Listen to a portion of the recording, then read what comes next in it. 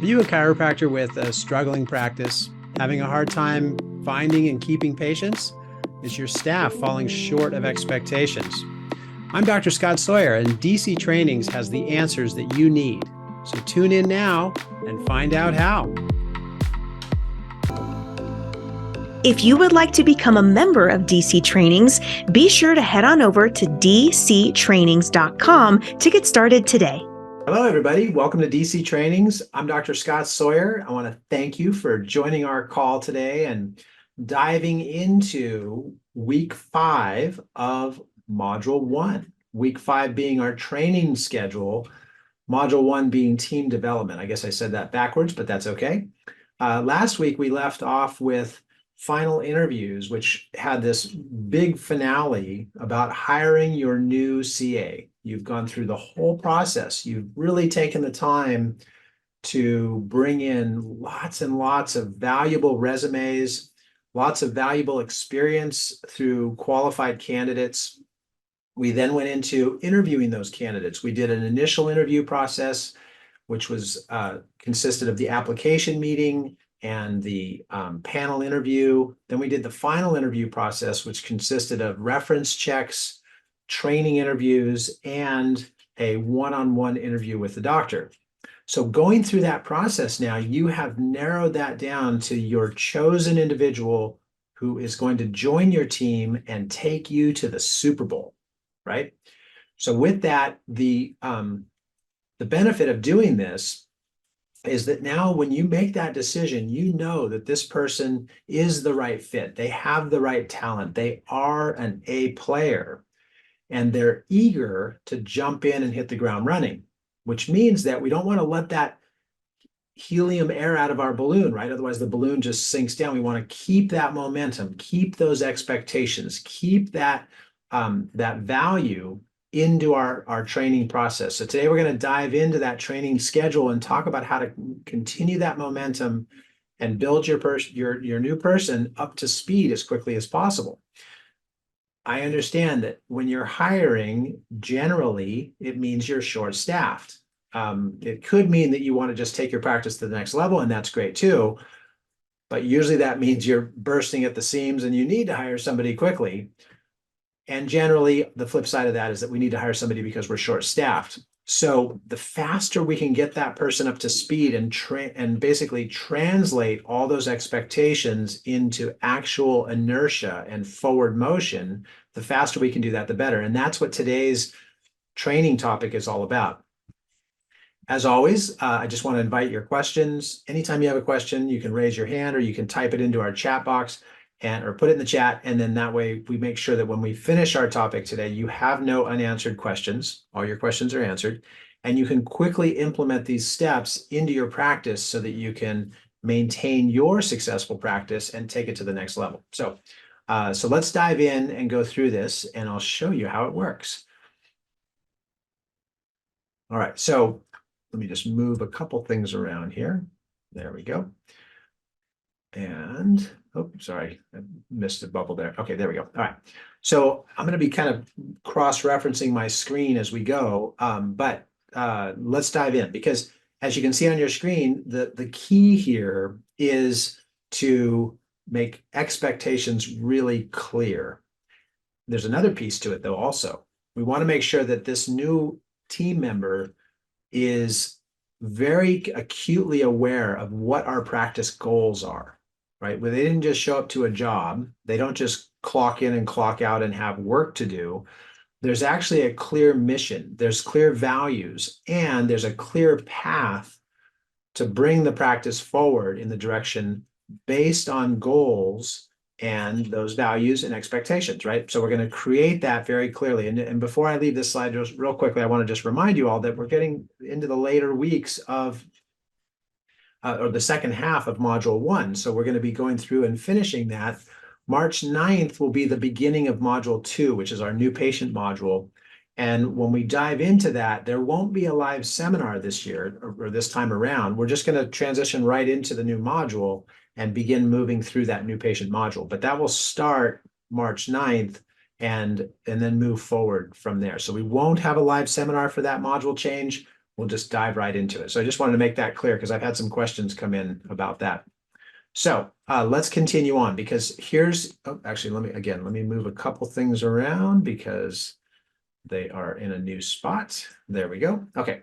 So team accountability, I mentioned this, and this is so important because we want to make sure that our new team member is absolutely clear in terms of how we're going to proceed with the process of training and how the office works, right? So as it says on the screen, each employee monitors their own progress towards assigned goals. Assigned goals, meaning that when they join the team, there's specific parameters that are assigned to this person that they are now going to be responsible for. Now, being responsible doesn't have to mean they're fully trained, right? Having accountability means that you have the end result that you're going to be reporting on and that you're going to be monitoring and you're going to be responsible for. The action steps leading up to that, you're going to need some training on, right? And even if you have already been trained, there's always room for growth and more knowledge. So accountability is the end result. The responsibilities behind that accountability is kind of a moving target, or I don't want to say a moving target. It's an evolving target. It's an evolving and moving finish line that we're always striving for, and we're always pursuing that result. Okay, so I just wanted to clearly lay that out because if I were to say to you as a new CA, and I'll just let me just pick somebody here today that gets to be our CA. Looks like Dr. Eric Mintz. Welcome to the call, Dr. Eric. It's great to have you on the call. You'll be my my chosen pick for today's call. So if I was to sit down with somebody and go through that, and actually, I don't want to belabor this because I'm going to show you a script on it. But Eric, I just want to let you know we're so happy that you joined the team. You're going to be learning a lot. There's a lot to learn. We're going to help you with every step of the process. We're going to make it as straightforward as possible. But the end result is we're going to be expecting results from you that are specifically measurable. And as an example, I'll use the example of new patients. We have these goals in place for the office for new patients. And those goals are important because it helps us to know that we're reaching those goals and we're incrementally making progress for the entire practice, right? If we're winning on that, everybody wins. So you're going to be responsible for that, but we're going to show you how to get there. And that'll be part of your training process as we go. So that short, example kind of illustrates the importance of having that conversation. And back to the screen, that leaves Dr. Eric in a position where he can go, okay, I am going to monitor my progress towards what I know now is the goal for the practice. So it's very clear right up front. Okay. Now let's take this a step forward. So when we're monitoring that, now we get into training, right? Because now if we're training on that topic, new patients or whatever that topic is, we can start to run into some speed bumps or some pitfalls in the training process that could actually start to pull back from that momentum, or it could detract from the expectations. So let's talk about some ways to avoid those pitfalls and give you some ideas around how to avoid them. So some common training mistakes that are made are a failure to outline job duties. Now, I'm working with one of our new members right now, and I'm not going to say who this doctor is because I don't need to. But it's fun going through the details of her practice because she comes out and says, my CA is not doing their job. And I say, and this is very abbreviated, right? This is just the Cliff Notes. But I say, well, what is it that you expect of her? What is it that you want from your CA? And there was no real clear answer. Meaning that here's a doctor complaining about an employee who's not working hard enough, and yet the doctor is not actually clear on what it is that they want the employee to do. Now, I'm using that example not to poke fun at anybody. I just want you to see that there's a wide range of experience and skills here, right? So I'm hoping to put the smoke in the jar for you and really help you to crystallize your conversations around the objectives that you want to achieve in your practice. And that way your team will know what those objectives are. We just had the Super Bowl in football just happened recently, right? What was the objective way back at the beginning of the season for every team on the Pro Series? Well, the objective was clear. We're going to win the Super Bowl, right? Now, not all of them made it that far, but there was a very clear objective at the beginning. And how is that objective accomplished? It's accomplished with very specific, measurable steps and accountable people reporting on those steps or scores in the case of a sports game. So that kind of mirrors what I'm referring to here. So the first problem is that an employee doesn't know what to do. They need a detailed job description. And of course, in DC trainings, we have this for you. So I'll show you that in a moment. But that's the first one. The second one is that expectations haven't been made clear. So not only do they not know what to do, they may not know how to do it, right? And if they don't if they don't know how to do what's expected, we have to provide those materials as well. Here's my expectations. We're going to win the Super Bowl. And here's the steps we're going to take to get there. We're going to see 50 new patients come into the practice. Here's the steps that we're going to do to get there. Now, the degree to which you detail each one of those steps sort of depends on the skills of the individual. If you're hiring somebody that has some experience in this area, you may not need to have as many steps involved. If you're hiring somebody that has no experience at all, you'll probably have to apply some more steps or help them with more instruction. But then as they gain experience, that experience can actually snowball, right? So you might provide more instruction in the beginning, more action steps in the beginning, but then let that experience bloom and take off from there, okay? So just something to watch for in your training process. So if we have to outline our expectations, right? Let's talk about the next one, which is priorities. We want to create an order of priorities. And I love this example, or the example I'm going to share with you in this area, because this happens so often. And I just had this happen at the front desk, and I was so proud of my team because they nailed it. So a CA at the front desk was on the phone with a patient. They were talking to him, and the patient had a question. And in walked a new patient. Now, you're on the phone with a patient, that's an established patient, and in comes a new patient. What's the priority here? What trumps what? What comes first? What comes second? Right? And when the new patient walked in, and my CA realized, here's somebody standing in front of me. It's 3:15 in the afternoon. I've got a new patient scheduled at 3:15 in the afternoon, and her name's Mary, but I'm on the phone with a patient. That new patient takes priority. And so immediately she asked the patient, she said, I really apologize. I have someone in front of me that's another patient that I need to see right now. Can I please call you right back? Actually, I'm sorry. She didn't say call you right back. I need to put you on hold for just a moment.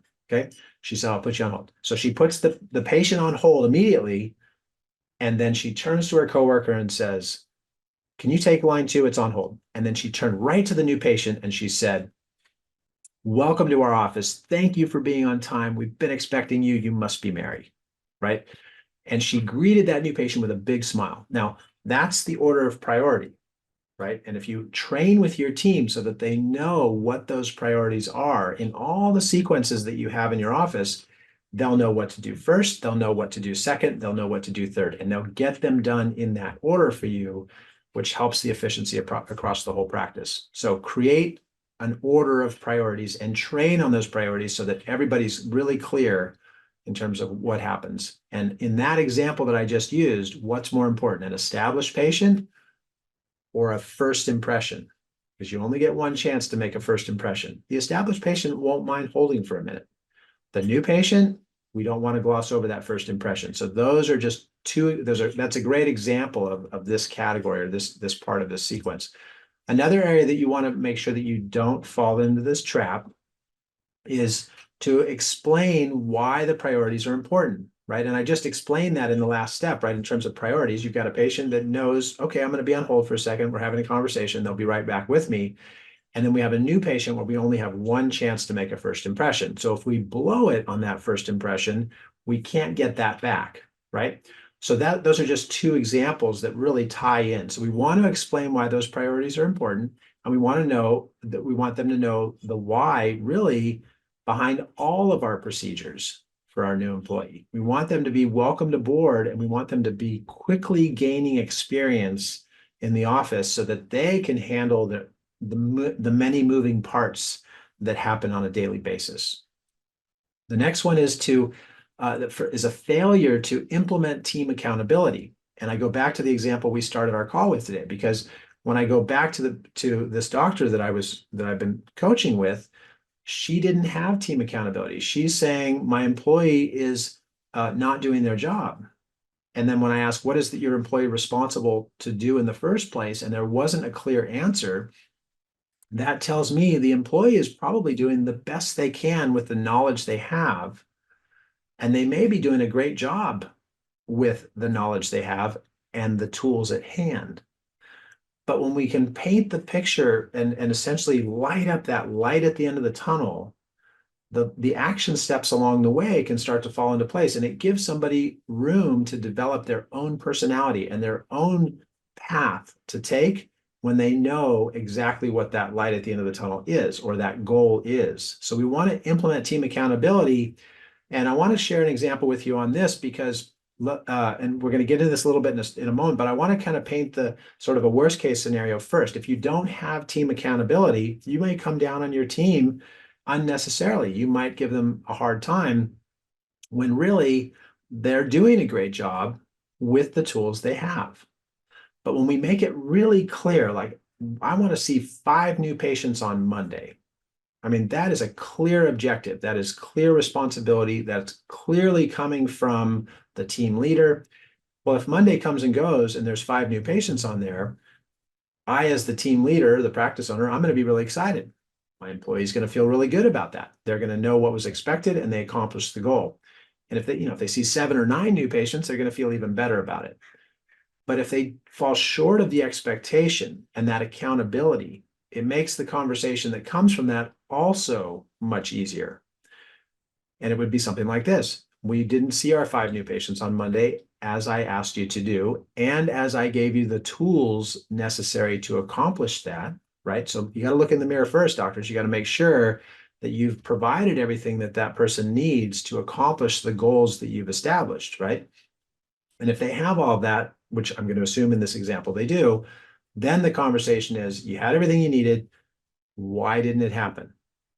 And then they're going to come back with, well, here's something that I didn't have that maybe you didn't think of. And you might say, well, oh, wow, you're right. I didn't think of that. That's a good point. We need to implement that right away. And then you do. Or it's a matter of, well, I'm sorry I fell short. I'll try harder next time. Okay, that's great. Go for it. I'll meet with you next time. And of course, we'll have a different outcome, won't we? Yes, we will. Okay, perfect. And then you meet next time. See, it becomes very objective. It's not so much how I feel about what you're doing. It's a very clear objective. And that's what our new employee needs, is to know what those objectives are and how they're going to accomplish them. So let's continue. I mean, just as a real simple, quick example, I think that let's say you open your practice at 8 in the morning to see patients. I think it goes without saying that your expectation is that your CA is going to have the lights on and the door unlocked at 8 in the morning so that patients can walk in. So that expectation is clear, and it almost sometimes goes without saying. But there's other objectives in the practice that aren't as clear, and yet they're equally as important as turning the lights on and unlocking the door. And if they haven't been made clear, it's your responsibility, doctors, to make sure that they are. Okay, so let's go back to our screen and make sure that we have implemented team accountability. And I'll just give a plug for DC Trainings. I've spent a lot of time working on the goals tracking system. I'm very, very proud of it because I use it in my practice and it works terrific. So I encourage you, use the goals tracking system to implement accountability for your team. And that way you won't have to micromanage them. They'll just manage their own success rates and manage their own goals relating to the goals of the practice. So the next one is to punish poor for performance. That's a tongue twister for you. Punish poor performance. And I'm going to combine it with the next one right off the bat, because the opposite of that is to reward high performance. Now, think of this in reverse, because on the top of the screen, it says a failure to punish poor performance and a failure to reward high performance. Okay. So if you have, let's say you have a CA running your front desk and they get it done. They get all their stuff done. They're always done on time. And then they even have time left over at the end, and they are hopping on their phone and they're texting a friend because they are completely done with their work ahead of schedule. Is that poor performance? And hold that thought before you answer that. Let's flip the other side of the coin here. Let's say you have a CA that's always scrambling and always not completing their work and falling behind and running over, and they're scrambling, right? Now, one of those is a high performer. One of them is a low performer. The high performer, though, finished early and had time to spare, and they're texting on their phone. So our inclination as the practice owner, as the PDC, might be to walk up to them and say, hey, why are you texting at the front desk? That's not allowed. I'm going to give you more to do, right? Here's another project to work on, since you're not doing anything at all and you're just texting on your phone with your friends. Now, you're punishing the high performer, and I'm sorry, I'm going to go back to that example. And then here's the person scrambling, scrambling, scrambling, always falling behind. And because they're falling behind, they had some unfinished recalls to do. And because the other CA is done with their work early, you take those recalls from the person that was responsible for them and you give them to the CA that was done early and say, hey, since you're not doing anything at all, let me give you this work to do. You do these recalls and you take it away from the person who was responsible for them to free up more space on their plate. Now, that should not happen, because what you've just done is you've punished the high performer, you've rewarded the low performer. So what we've done in DC trainings is we've developed very specific job duties for each one of these departments so that you can clarify what the responsibilities are, what the accountability is, and assign it to the appropriate person. And going back to that example, of course, what would be the right solution? To high five the person that finished early and gets all their work done and say, you're doing a great job and I appreciate you. Why don't you relax for a minute? Fantastic. And then go to the person who's performing poorly and say, let me work with you to bring you up to speed. And I'm going to give you some steps along the way that I want to see that you accomplish them so that I know that you can get the job done that's required within the time frame that's also required. Okay, so that would be the correct way to handle that situation. So back to the screen, there's a failure oftentimes to punish poor performance and reward high performance. We don't want to fall into that trap. So let's shift gears, and we're going to talk about establishing a great work environment for your new hire, right? So the first thing is to talk about the workstation. And I think, as number one says there, an ergonomic setup. I think it goes without saying, but as chiropractors, we need to provide an ergonomic work setup. So look at your workstations closely. Make sure that everyone on your team has access to a comfortable work environment. Ergonomics, a keyboard, a monitor, all the stuff that they need is right there ready to go. Number two says maintain organization. And this is important because, and I'll just say it in short, every item at the workstation should have a reason for being there. And I'll say that again. At each workstation that we work at, everything in that workstation, every item on the desk, every item that's there should have a reason for being there. And I'll just add a piece to that, and I should probably show you my screen here, because I just want to add to this in that clutter reduces collections. I don't know if it's a universal law or if it's some business law, but it's just a known fact. Clutter decreases collections. So just know that. And look at your workstation, right? Even right now, if you're at your workstation, look around and say, okay, do I have clutter going on? Because if I do, my income will drop, period. It's just a law of business-wide, right? Every type of business. So we want to make sure that we avoid having clutter, which means that if I walked up to one of my CA's workstations and I noticed some clutter, maybe, and it's happened before, of course, I could point to something and say, I'm just going to use an example. Here's some Post-its. Why are those there? And the CA would say, well, I use Post-its when I write notes on my patient files. Great, good answer. You're set. There's a clock there. I'm using some examples here. There's a clock. And why is that there? Well, I need to be on time with my work. Okay, great. There's a little paper bird. Why is that there? So I've got a Band-Aid on my finger today, but why is that there? I don't know. That's been there for 10 years. The last employee left it there. Well, that doesn't have a reason. Now, that's not an example of major clutter, but that's the degree of detail that I would expect you to go through in terms of avoiding clutter. And as it said on the screen, number two, I'll go back to that, is to maintain organization. We want to maintain that. Now, the little example I just gave you, actually just for fun, a patient of mine made this for me. He's a great patient. I've taken care of him for years. And his hobby is to fold paper cranes. And every time he comes in for an adjustment, he brings in 5 or 10 of these little, beautiful little folded cranes. And he leaves them at the front desk for the kids that we take care of to come in, and they take them home with them. So anyway, so it's just a fun thing. So yes, that has a reason for being on my desk. It was a gift from a patient, and we pass those out to other patients when we're taking care of the kids. So back to my do's and don'ts, right? Explain the do's and don'ts. And I'll use the example I used earlier, in that, what's a do? Make sure that you answer the phone within 2 rings. That's a do. So make sure that's clear, right? What are your expectations? How clear are they? What's a don't? Don't text message your friends at the front desk. Although that's probably a bad example because I was using the example earlier. So let me give you another one. Don't eat lunch at your workstation. I don't want food around the keyboards, and I don't want it to risk getting on patient files, right? I mean, if that's, and maybe that's not a rule in your office, and that's okay. But if that's a hard, fast rule, make it clear at the beginning. Here's one in my office. Don't say, "How are you?" to any patient. Instead, say, "It's great to see you. We're so happy you're here today. Your posture looks great. Your hair looks wonderful, nice haircut." Find a way to compliment them. Don't use the standard, "How are you?" Because in our office, if we ask, "How are you?" we expect a long and detailed answer, right? We want to truly know, "How are you?" Right? So those are just some examples of do's and don'ts. Show and explain the communication center.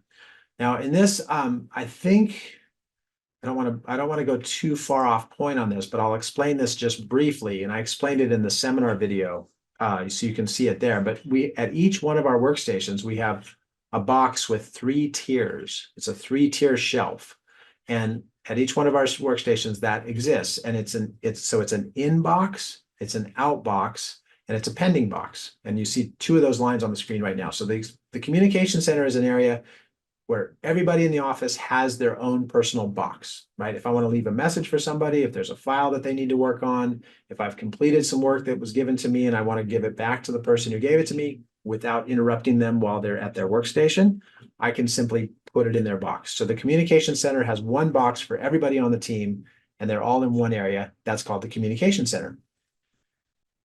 In addition to that, everybody at their own desk has an in and out and a pending box. It's a 3-tier system. So in the morning, you go to your own box in the communication center, you take all of your items out. Let me just jump back into the full screen here. You take all of your stuff out of that communication center box and you bring it to your workstation and you put it in the inbox shelf of your 3-tiered shelf system. It goes in the inbox at the top. And you go through that just quickly. What things can I get done quickly? What things are going to need more work later? You just kind of look at it so you can sort of prioritize your day. You take the items that you can complete quickly and you put them into the out box. You take the items that are going to need more work and you put them into the pending box. And the pending box is what you're going to work through the rest of the day or the rest of the shift. Sometimes we try to get it done before lunch, but it goes into the pending box, or I'm sorry, it goes from the pending box into the out box. And the outbox is all the completed items, which you spent a couple of minutes going through at the beginning when you took everything from the inbox, from the communication center to the inbox. You got a couple of things that you were able to move to the outbox, which is nice, but they're going to stay there. They're not going to get out of there until later. We work on the pending box, and those items move from the pending into the outbox. And at specific times, maybe it's at the end of that patient time, adjusting time, maybe it's right before lunch, maybe it's at a break time. You take everything in the outbox and you go to the communication center and you either redistribute it to the coworkers that are responsible to work on that project. For example, if I have something that I need to sign and then it's going to get mailed, one of my CAs knows that she's going to get those signed items and she's going to be the one that puts those in the mail for me. Okay, so I would put those into whomever's box it is that's responsible to complete the rest of that item. So we move through that system in an efficient way. And what does this do? This avoids unnecessary interruptions through the day with our coworkers. So it's a very efficient way to streamline that process.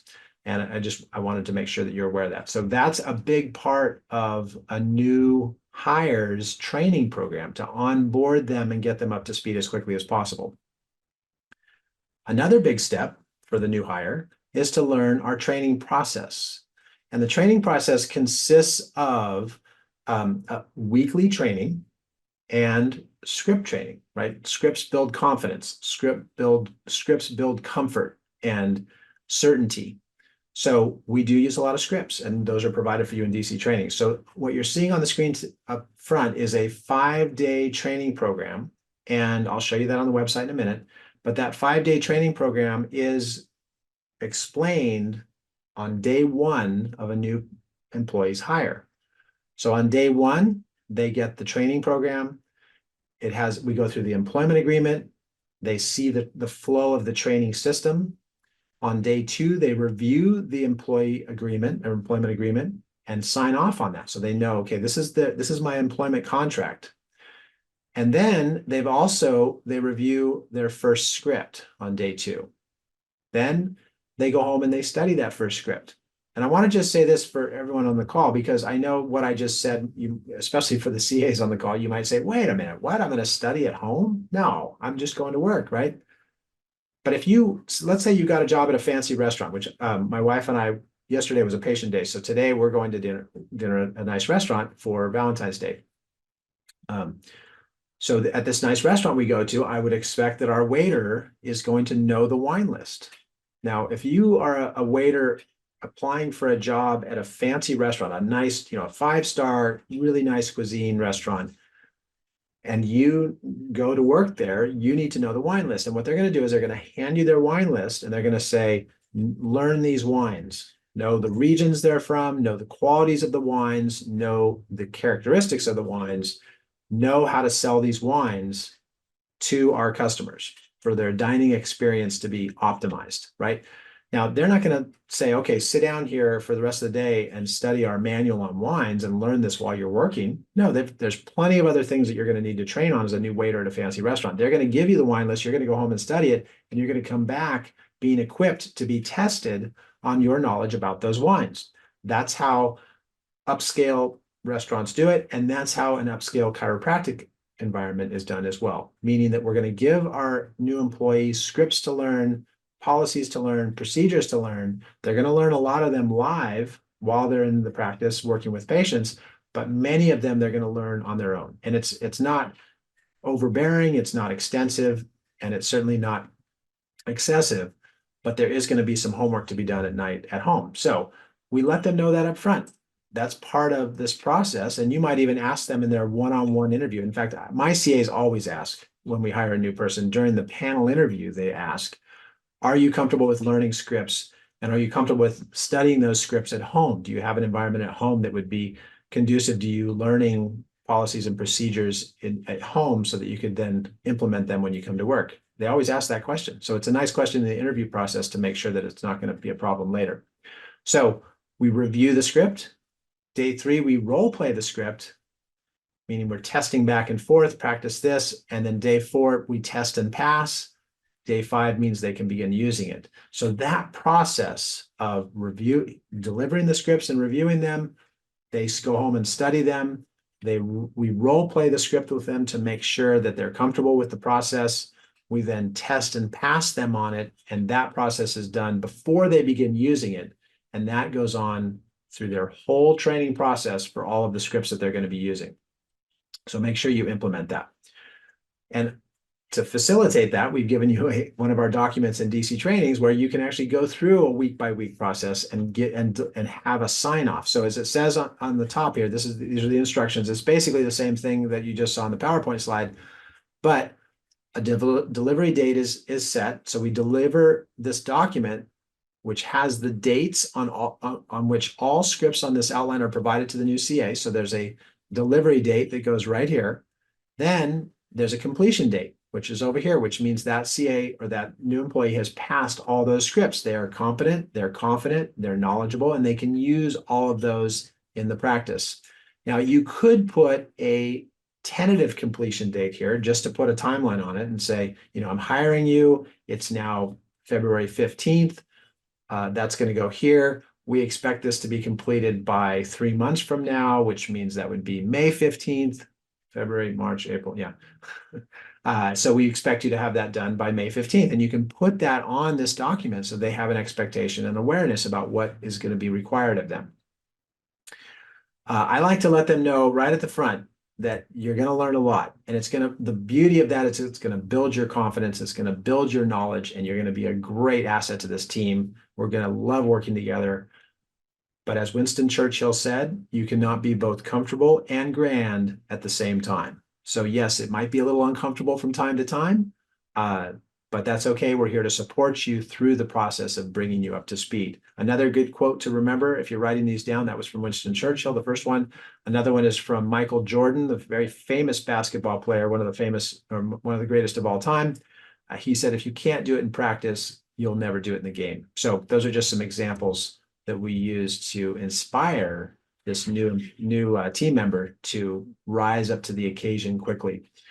The next part is to talk about the schedule, right? We want to have an initial training schedule that puts our new team member in the best position to learn as fast as possible.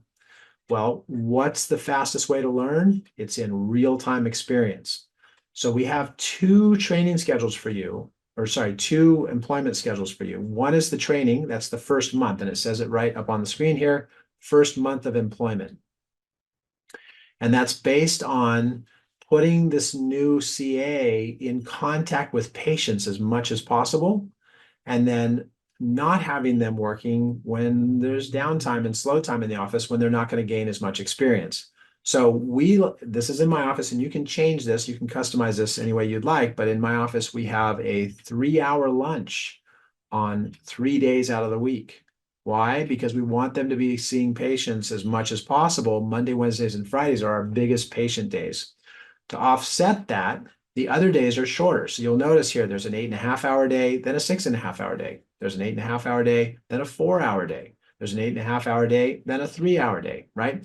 So we have this alternating schedule that allows them to have the best exposure to training to get them up to speed as quickly as possible. Once that's finished and that's completed, then it actually evens out, and they get a new schedule, which has, and I have that in the materials for you, but it has a new schedule where everybody has their set schedules. And what this does is it changes the dynamic where during patient times, we have the most capable team members on the floor serving patients. When it's not patient time, we have a less trained team, or we have less of the trained team on the floor because there are no patients, right? So there's a fluctuating dynamic here that you'll get from those employment schedules. So we've shared those with you, and you can use that as an example to develop your own schedule. You're probably wondering, because I showed you the slide where it had a 3.5-hour day, and then a 6-hour day, and then an 8.5-hour day, right? So there's longer days. And I like that balance for the team. They have more time at home with family, and they have more time at work that's more efficient. So based on efficiency, this what's called the alternative work week schedule allows us to have that fluctuation. So the first thing I want to say is that you have to register it with the Employment Development Department. And this is mainly for the California docs, although we have some from Arizona who also use this as well. But you register it with the Employment Development Department, and that puts it into effect. So that's really important. Now, here's the advantages. The advantages are the employee can work 40 hours a week before overtime is paid, not 8 hours a day. So if you noticed on that schedule, there was some days that were longer than 8 hours, some that were shorter, but it still averages out to a full week, right? So it benefits the individual, that CA. They get longer days, then they get shorter days. They can come in a little later. They can have breakfast with their sweetheart on a day, but on the next day they're opening and they're coming in early. Then on another day, they can go home and have dinner with their family. But then on another day, they're there for more patient time. So there's this fluctuation that allows for varied lengths of shifts and a flexible schedule. It also allows for, well, actually, I want to say that differently. We also show you how to cross-train. And cross-training allows for that flexibility where your team can say, I'm going to come in a little later on this day because I want to have breakfast with my sweetheart. And you can cover for me. So it allows that fluctuation in the schedule to have a 40-hour week, but some days are longer, some days are shorter. So I highly recommend the alternative work week schedule. It's something that has to be voted in. So you're going to want to use the documents on the website to implement that. Okay. Okay, let's talk about wages. This is kind of a big week, right? Training schedule, there's a lot of components to it, a lot of moving parts. So I'll allow time for questions in a minute. Okay, so the training schedule pays reduced wages, right? So when we're training a new employee, there's a lot of extra staff time devoted to that new employee or that new team member that takes away from the ability of the practice to serve patients and operate at a viable level, right? So since there's that detraction from our ability to perform at a high level, the person who we're pulling that energy into, or we're focusing that energy into, because they're pulling a lot of resources away from other parts of the practice, which is not a bad thing. It's means to an end, right? Because of that, that person's going to be paid a lower wage when they're in the training process. When they graduate from the training process, then their wages increase. Well, there's two sides to that. One, it definitely incentivizes this new employee or this new team member to get through their training process as quickly as possible. But it also allows for you to funnel some of the wages towards other employees who are doing all the training, right? So when I have CAs that are in training, I'll take a portion of our bonus pool and I'll funnel that into their wages because I know that that's going to pay off by getting the new person trained and up to speed as quickly as possible.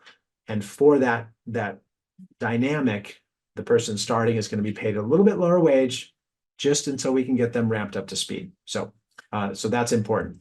Now, when they complete their training, of course, now they're up to speed, they're contributing, and they are what? Accountable. Then the wages increase, right? So when the training is completed, boom, bump in pay. Then from there, when goals are reached or even exceeded, there's a profit sharing bonus, which we covered in module 6. So there's an increase in wages that comes with performance and accountability, as when one person wins, when everybody wins, the individuals win, right? Okay, so here's an example of that. In my office, I set the schedule for 38 hours. So each employee has 38 hours of scheduled time, but they're paid for 40 hours. Now, this starts after the training schedule is completed for the new employee. So there's an incentive for my employees to get through that training schedule quickly. But also, once we do get past that, there's an incentive for them to get their work done on time. Now, we all know with patients, there's times when a patient arrives late or has extra needs. I just had a patient yesterday who he's a quadriplegic, and I shared his video at a seminar not long ago for DC trainings, but and actually I think Celeste, I see you on the call, and Dr. Kanich, and anyway, some of you that are on the call were there when I read a text to the audience about, and it said, I'm paraphrasing, but it said something like, "Thank you for the adjustment, Dr. Sawyer. I can't help but think that I'm feeling my fingers and toes because of that adjustment yesterday." And this was a text from a quadriplegic that I had just adjusted the day before. Yesterday, he came in and he can literally do a full sit-up. He can lift his legs, he can do a sit-up, he can move his hands. And this was a guy who had a crushed C3 vertebra in his spine and a crushed T12, was told he would never walk, never move again. He was lucky to not even be on a respirator anymore. But through his adjustments, he's actually getting his body functions back. And it's a miracle case. His doctors can't believe it, but he's getting chiropractic care, and the power that made the body heals the body, right? Where am I going with all that? He came in yesterday, and because it was raining, it took us a little longer to get him into the office, get him on a table, get him adjusted, get him back out of the office and in his car. And so we stayed late for him. And was there a complaint for that? I mean, obviously it's inspiring to take care of him. We're all happy to take care of him. It's just an opportunity to help another suffering person, and we would do it in a heartbeat. But at the same time, there was never a question about, am I going to be paid for overtime? Is there overtime pay? No, that's all built into the system because I'm paying it forward. I'm already paying my CAs extra in the form of a 40-hour week, even though they're scheduled for 38, 4 times like that when a patient's needs come into play and we need to stay late so we can take care of that patient, right? So that happens to us on a regular basis, and it's okay because we've already accounted for it. So I just share that example with you because I like this particular format. And I know I'm sharing this with CAs on the call. I'm an open book. I mean, I'm out to save the world with chiropractic, and everybody's going to win on that mission. So anyway, so you can talk privately if you have questions about that with me. I'm happy to fine tune it. Okay, but anyways, those are just some examples of the wages and what's explained to this new hire when they're in their training schedule. Not going to spend a lot of time going through this, but these are some examples of schedule.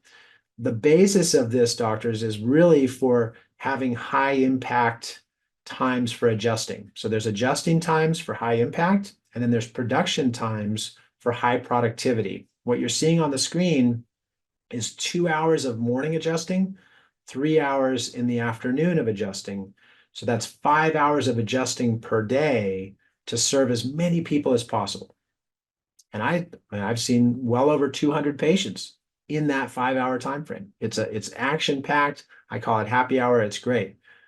We want to shift gears from that too and have plenty of time to do our production work, our back office work, our billing, our patient correspondence, our recalls, our preparing new patient files, all those things that need to happen in the back office or in the downtime, but it's not really downtime. And we call it production time. So for production time or efficiency hours, we have those set up. And there's about 2 or 3 hours every day that we have dedicated just to that work alone with no interruption from patients, right? So you want to have that kind of balance in your practice. And I'm sure you've all had this example where you're trying to maybe post insurance payments, or you're trying to type a detailed report that's meticulous and has a lot of information in it. And right in the middle of that, you get a phone call. And then you get another phone call, or you get a new patient, or not a new patient, but a patient that walks in the door, right? It's difficult to maintain that efficiency with your work when you have those kinds of interruptions. So you want to consolidate those times so that you can maintain that efficiency and streamline your work. You'll be much more productive. It's a lot, isn't it? I'm talking fast. We got our training schedule in place, though. This is a big one. Let's go to the next slide here, because aside from production time, we're then going to talk about expanding this business model, right? Basically, what I'm talking about is the business of chiropractic. It's running an effective business to serve more people, but have a system in place that makes it efficient and seamless. So once you have that in place with your team, especially with your CAs, doctors, I want you to really focus on that. Get your CA team dialed. Have all A players that are accountable, that are productive, that are producing, that are efficient, right? Get that in place. Then you can bring in another doctor. And I have this question come up all the time from our members. When can I hire an associate? I want to hire an associate. I need some time off. I haven't taken a vacation. Those types of questions. We're at that point now where I've shown you how to bring on the best team of CAs. So now to take it to the next level, and I'm going to read the screen here just so that we're on the same page, but you want to develop a stable team of CAs first, then hire an associate DC, not the other way around. And the beauty of this is that when you hire a stable team of CAs, they run the show, right? They can run the front desk, they can run the new patients, they can run the marketing, they can run the billing, they can run all of it, the report of findings. When you bring a doctor into that equation, the onboarding for them, or the transition for that doctor, is to join a successful team and to get excited about what's possible serving patients, right? Adjusting patients, removing subluxations. So that's going to be our next step as we go through this process when we dial into this part next week. So next week, we will talk about hiring a DC, which is week 6 in the series, and we'll take it from there. All right. So that being said, I'm going to just show you the website here briefly. I know we're up against time, but in the meantime, if you have any questions, please raise your hand. I see, well, actually, I don't see any hands up right now, but I see some CAs on the call. So this is a lot of fun with CAs on the call. Yes, if you have a question, just raise your hand. I'll be happy to open up your line. And let's jump over to the website quickly so I can show you this because we have quite a few materials on the website for this week. We have the job duties training, which is that first week of training. And I use this to the T for a new hire. This is their first 5 days on the job. It's a checklist. So we literally check off each item on that list. So that's the job training for the first week. Then we have the training scripts outline. This is one of the top 5 materials in all of DC trainings for accountability. So this is one of I would star this one, print this one out, put it on the wall. Make sure you have this handy for every new hire. And we talked about that on the slide, so I won't go into details, but you can see there's quite a bit here for them to learn, which is why at the front end, even before I've hired them, or before you've hired them, I want you to let them know there's going to be homework required as part of this, your position here. Are you okay with that? Right? So make sure that that's okay.